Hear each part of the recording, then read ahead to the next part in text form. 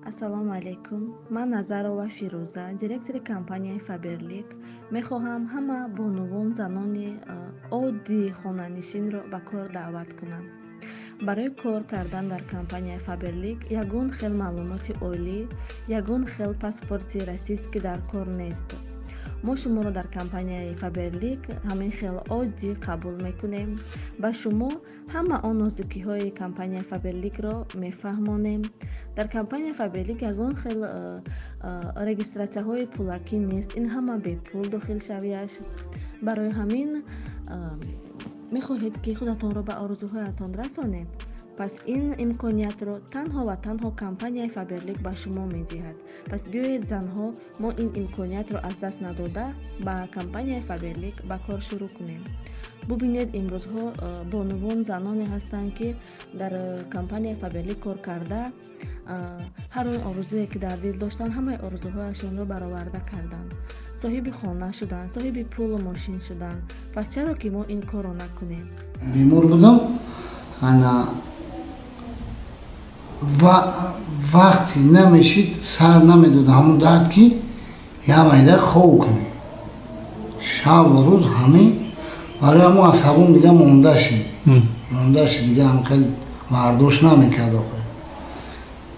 ин ай рӯзе ки мисол омадем дари беморхона хизмат кам, ба роҳата хун мекунем. Хуб, то ҳол ана хун намепартонид. Таре ягон партофтане иштои илаши ана дард наёфтам. чӣ гуфтанд табибон? Табибон дарди ман ҳамин будае ки ҳамин рӯзаи 12 ангуштаку ҳамун часпидагӣ будае. хай кӯшиш кан, ғайрат кан. ана гуфтанд ки агар бачаи ана баривоҷ бошӣ, ана бе операсия ҳамин кори ту соз мешавад. агар ки не, маҷбурем операсия кунем, ҷарроҳӣ.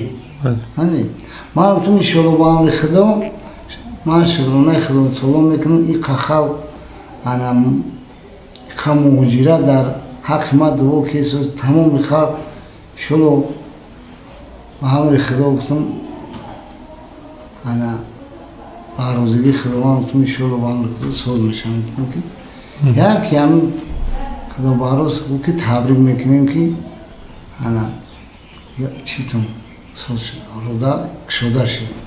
вақте кушода шид ҳамин ба назарам ки айочам навтаваллид шудам. таре охирман хеле озодӣ искам ки як вақтам хушид як гирифтан овардан палатада ҷопун хуб нигоҳ бин соз.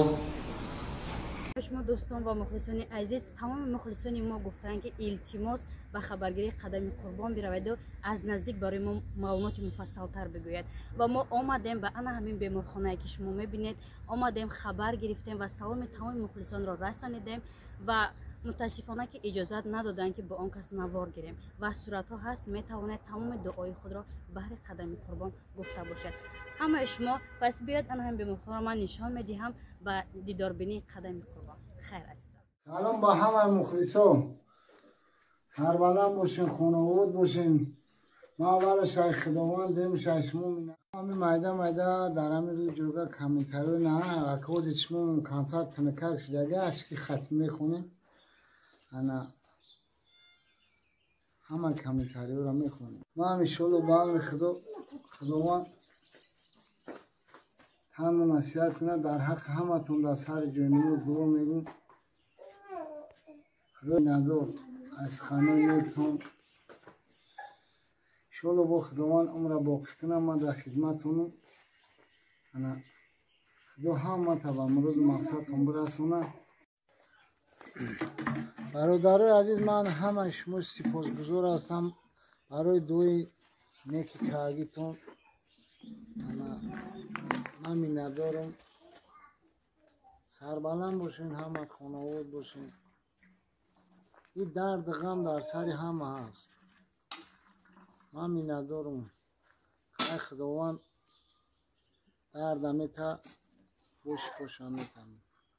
шукронаи Аллоҳ. нисбати ман سخنای بعد هم گفتن میکنم گفتن همش هم قبول میکنه. انا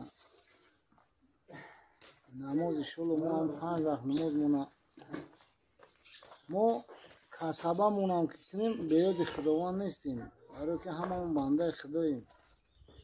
انا الحمدلله مومن مسلمانیم. خیلی زندگی همیه، هر کس به هر روز زندگیش پیش میبره.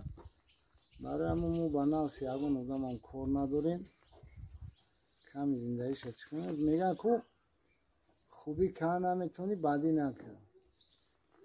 خیلی با یگون کس نیت بد هم نداریم، بدی هم نداریم. بتونیم ایدسمون نیکمایی را میکنیم، نتونیم خواب میگردیم موی بوریم. زنده باشیم، همین ندار. شما با هم خدا بود عمر باقی باشه، با یجو هم صحبت میشیم، با سرودای نو پیشنیاتون میکنیم. انا برادری که در غریبه خداوند نگهشون بداره، در صف جوانان نگهتون بداره. انا با وقتی خش با تنیسیت با سر بلند کار کنین، با پیش گلک سمتونه بگردین بینه و خوش وقتی کنین وطنمونه گلگل شکفون کنیم. خیلی بهار شده بوده. ما اسم سنگ دنیا با هم دنیا خودش میمونه، فقط اولش خداوند دیمش قدر و دمیزاد. قدر و دمیزاد یکم درجه هممون میمونیم در دنیا. سربلند باشیم، خانواده باشیم.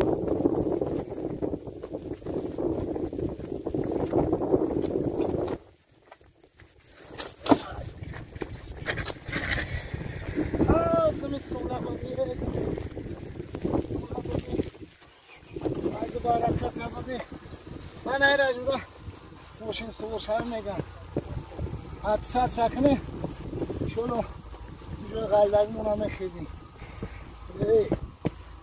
چید؟ زنده باشین، با ما باشین. من هم خیلی دستگیری کنه نمه کسم موشین در زنم میمونم. سلامت باشین.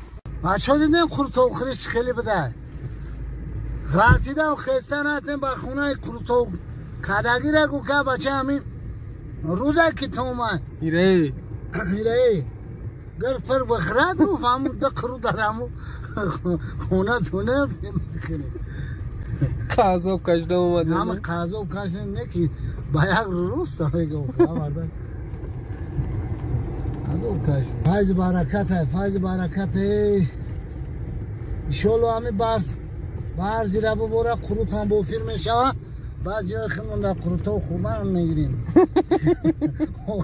خیلی حلف میشه. بعد همون گوهوی ما سیرشیره حل میشه. بعد همین باید باشیم قروتا و خوردن میگیریم خونه خیلی بودن.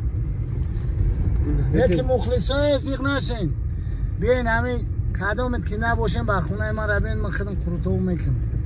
غوطی غوط ها؟ غوطی غوط ها شیرم مندلعبود من همیه عذاب قروتا و اونم غوطی غوط مندلعبود همیه. انا که ما بچه ها پتپچکوی اومدیم با ماتریای دیگهش. ماتریای دیگه یعنی که در اینجا من برف نیست همان برده نه که اونجا در قروتا خودیم گدمیم نسیر روشن لگمانه شروع میکنم. تشخیص ها با راهبری پروفسوران همین پژوهشگاه، طبیبان، گاستروانترولوگ ها، هپاتولوگ ها نشان داد که قربانی قدم در مدت خیلی سالها بیماری زخم روده 12 انگشته داشته و حاضر این بیماری در مرحله خروج می باشد. با دردای درد شکم در گیلد ناف و قبضیت ما تشخیص نمودیم و قبضیت مزمن با تشخیص قبضیت مزمن با رنگین نشان داد که دولخسیزم یعنی روده قلب کمتر دراز می باشد.